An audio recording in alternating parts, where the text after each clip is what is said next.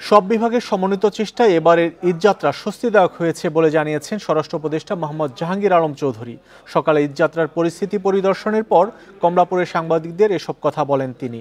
স্বরাষ্ট্র উপদেষ্টা বলেন, এবার রেলের টিকিট কালোবাজারে হয়নি। কালোবাজারের বিষয়ে সরকারের জিরো টলারেন্সের কথা তুলে ধরেন তিনি। বলেন, কোনো রকম দুর্নীতির প্রশ্রয় দেওয়া হয়নি বলেই সাধারণ মানুষ সুফল পেয়েছে। নিরাপত্তা নিয়ে স্বরাষ্ট্র উপদেষ্টা বলেন, এবারের ঈদে জঙ্গি হামলার কোনো শঙ্কা নেই। সবাই শঙ্কামুক্ত ঈদ পালন করতে পারবেন বলেও জানান তিনি।